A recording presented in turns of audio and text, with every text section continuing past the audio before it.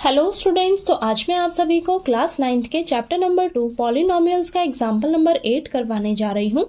हमें दिया है factorise 6x² + 17x + 5 by splitting the middle term and by using the factor theorem. तो बेटा आपको ना स्प्लिटिंग द मिडल टर्म और फैक्टर थ्योरम का यूज करके इस क्वाड्रेटिक पॉलिनोमियल को फैक्टराइज करना है। ठीक है, तो चलिए करते हैं। तो सबसे पहले मैं splitting the middle term method का यूज करूंगी और इसे फैक्टराइज करूंगी। ठीक है, तो हमें दिया है 6x² + 17x + 5। तो देखिए आपको नाम से ही क्लियर हो रहा है कि आपको ना मिडल टर्म को स्प्लिट करना है। ठीक है, मिडल टर्म को स्प्लिट करना है। तो मिडल टर्म क्या है? 17x। तो इसे आपने स्प्लिट करना है, यानी कि इसको आप दो टर्म्स में लिखोगे। ठीक है, स्प्लिट करके। ओके, 17x की जगह। और आपने हमेशा याद रखना है ये जो x वाली टर्म होती है ना, यही आपकी मिडिल टर्म होती है बेटा। कई बार ये आगे पीछे लिखा हुआ आ जाता है तो उसको आपने अरेंज करना होता है। ठीक है, तो अरेंज करके आपके पास ये बीच में x की जो टर्म होती है ना, ये आपकी मिडिल टर्म होती है। ठीक है, तो आपने इस मिडिल टर्म को स्प्लिट करना है। स्प्लिट करके यानी कि आप इसे दो टर्म्स में लिखोगे। अब कैसे करोगे, ध्यान से समझ ना। हमें क्या करना है, अब इसे ना पूरे को आपने एज इट इज उतार लेना है। देखिए 6x² प्लस, बस आपने क्या करना है, x के आगे जो भी नंबर दिया है, यानी कि x का कोफिशिएंट क्या है, यहाँ पर 17 है, तो आपने 17 की जगह एक ब्रैकेट लगा देनी है और बाकी सभी को आपने एज इट इज उतार लेना है। ये चीज समझ आई आपको या नहीं? देखिए फर्स्ट में तो आपका ये क्वाड्रेटिक पॉलिनोमियल है। सेकेंड स्टेप में आपने क्या करना है, मिडिल टर्म देखनी है मेरी। क्या है मेरी मिडिल टर्म? 17x है। ठीक है, तो आपने x के आगे जो भी नंबर दिया होगा आपको, उसकी जगह आपने एक ब्रैकेट लगा देनी है और बाकी सभी को आपने साइन के साथ एज इट इज उतार लेना है। और ब्रैकेट के बाद बाहर देखिए ये मल्टीप्लाई में x है, तो इसको आपने नहीं भूलना है। बस मैंने 17 की जगह एक ब्रैकेट लगाई है। ठीक है, इतना क्लियर हुआ। अब इस 17 को आप ब्रेक करके दो नंबर्स में यहाँ पर लिखिए। तो कैसे लिखेंगे, यहाँ पर वो दो नंबर्स मेरे क्या होंगे, वही आपने ढूंढना है। देखिए कैसे ढूंढेंगे। अब x² का कोफिशिएंट क्या है, 6 है। कांस्टेंट टर्म क्या है आपके पास, 5 है। इन दोनों को जब आप मल्टीप्लाई करोगे तो आपको क्या मिलेगा, 30 मिलेगा।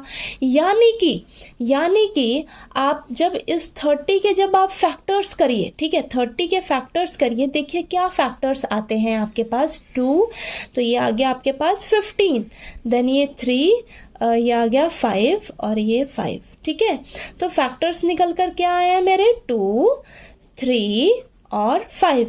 अब हमने क्या करना है, इन्हीं फैक्टर्स में से इस तरीके से आपने पेयरिंग करनी है।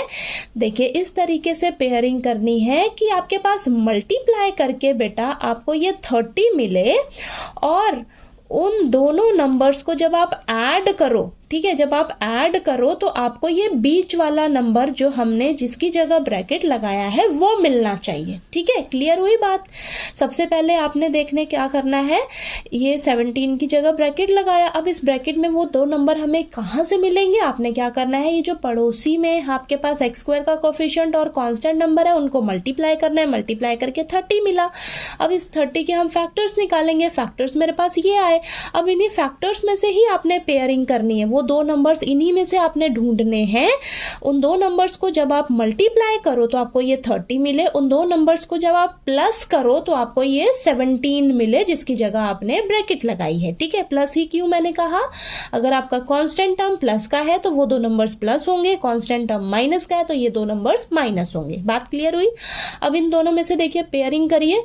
दो नंबर्स यहां से लीजिए, क्या बनेंगे आपके, देखिए यहाँ पर हमारा हो जाएगा 2 इंटू, अगर मैं 5 करती हूँ, ठीक है, 2 3 × 6, 6 इंटू 5, 6 + 5 अगर करूँ तो 17 नहीं मिल रहा है। यानी कि देखिए और क्या बन सकता है मेरा, 2 और 3 5 × 15, तो 2 + 15 17 और 2 × 15 30, ठीक है। यानी कि मेरे दो नंबर्स वो कौन से होंगे, 2 और 15।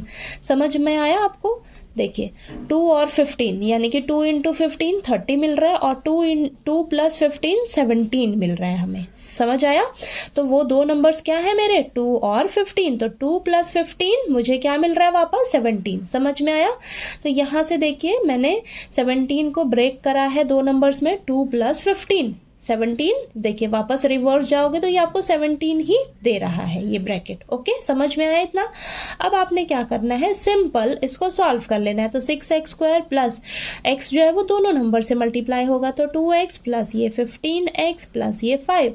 यहाँ से आपको देखिए ध्यान से 17x को आपने दो टर्म्स में स्प्लिट करना था। 17x को हमने देखिए कर दिया ना, 2x plus 15x। 2x plus 15x आपको वापस क्या दे रहा है, 17x दे रहा है। तो आपने रिवर्स जाकर भी चेक कर लेना है कि जो हमने स्प्लिट किया है वो मेरा करेक्ट है या नहीं है। ठीक है, समझ आया? करेक्ट है मेरा बिल्कुल। अब देखिए यहाँ पर ये 4 टर्म्स आई हैं, तो 2 टर्म्स लीजिए, 2 टर्म्स लीजिए। इनमें से देखिए क्या कॉमन मिल सकता है, 2x। तो यहाँ पर आ जाएगा आपके पास 3x प्लस 1 और यहाँ से कॉमन मिलेगा मुझे 5, तो ये 3x प्लस 1। ठीक है, तो यहाँ पर 3x प्लस 1 यहाँ भी है, यहाँ भी है, तो 3x प्लस 1 कॉमन ले लिया और यहाँ से क्या बचा, 2x और यहाँ से क्या बचा, प्लस का 5।